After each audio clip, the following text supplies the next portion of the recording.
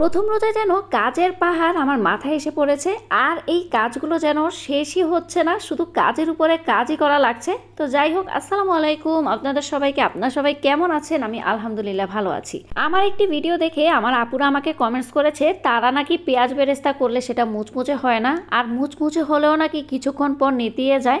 তো আমার আপুরা আমাকে বলেছে আমি কিভাবে পেঁয়াজ বেরেস্তা করি সেটা যাতে একটা রেসিপি সবার সাথে শেয়ার করি। প্রথমেই আমি তেলটাকে খুব ভালোভাবে গরম করে নিয়েছি হাই হিটে। তারপর কিন্তু আমি পেঁয়াজগুলোকে দেখতে পাচ্ছেন খুব ভালোভাবে কচলে নিয়েছি, যাতে করে একটি পেঁয়াজের গায়ে যাতে একটি পেঁয়াজ লেগে না থাকে সেজন্য। এরপর আমি গরম তেলে পেঁয়াজগুলোকে দিয়ে দিয়েছি। দিয়ে দেওয়ার পর খুব ভালোভাবে নেড়েচেড়ে দিচ্ছি। আর এখন কিন্তু আমি চুলার আঁচটা মিডিয়াম হিটে রেখেছি। মিডিয়াম হিটে কিন্তু আপনারা পেঁয়াজ বেরেস্তা খুব ভালোভাবে নেড়েচেড়ে ভাজতে থাকবেন।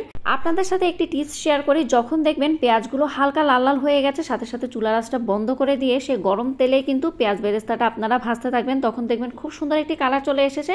সাথে সাথে কিন্তু তেল থেকে পেঁয়াজ বেরেস্তাগুলোকে উঠিয়ে নেবেন।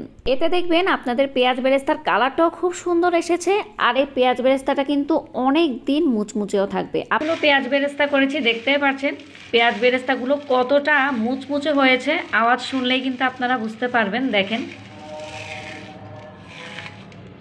দেখতে পাচ্ছেন কতটা মুচমুচে হয়েছে।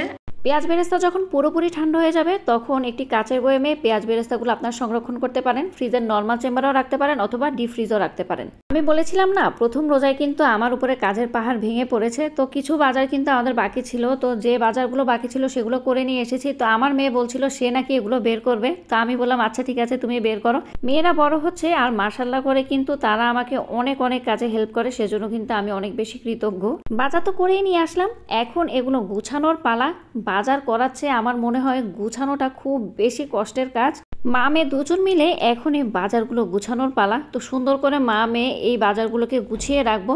আর আম্মু এখানে নিয়ে এসেছে ইফতারের জন্য কিছু ফল। দেখতে পাচ্ছেন পেয়ারাগুলো এত কচি ছিল, দেখে মনে হচ্ছে যে এখনই খেয়ে ফেলি। তো যাই হোক, তো এখানে পেয়ারার সাথে কিন্তু আম্মু কলাও নিয়ে এসেছে। ভোর রাতে দুধ আর কলা ছাড়া কিন্তু আমার চলেই না। আমি জানি না আপনারা কে কে দুধ আর কলা পছন্দ করেন ভোর রাতে খেতে। আমি শুধু ভোর রাতে দুধ আর কলা দিয়েই ভাত খাই। আর লেবু তো এখন সোনার হরিণ হয়ে গেছে। এই 4টা লেবু নাকি 60 টাকা, ভাবা যায় বলেন তো? টাকা যেন এখন হাতের ময়লা হয়ে গেছে, এখন টাকার কোনো ভ্যালুই নেই। এই ছোট ছোট লেবুগুলো এখন আমাদের 60 টাকা হালি করে খেতে হয়। তো যাই হোক, এখানে ক্যাপসিকামগুলো আম্মু এই 3টা বড় বড় ক্যাপসিকাম এনেছে 45 টাকা করে, বেশ ভালোই হয়েছে। আর এনেছে তরমুজ, এই বছরের প্রথম তরমুজ খাবো আজকে। দেখতে পাচ্ছেন তরমুজটা দেখতে কতটা লাল, আর এই তরমুজটা কিন্তু খেতে মিষ্টিও ছিল। আমি কিন্তু খাইনি, দেখুন কারা খাচ্ছে তারাই কিন্তু এখন রিভিউ দেবে। আমার মেয়েরা তরমুজটা খেয়ে আমাকে বলছে আমি অনেক মিষ্টি, অনেক মজা। তো যাই হোক, আমার আজকে ভিডিওটি আপনাদের কেমন লেগেছে অবশ্যই কিন্তু আমাকে কমেন্টস করে জানাবেন। আজকের জন্য এখানে বিদায় নিয়ে নিচ্ছি, আল্লাহ হাফেজ।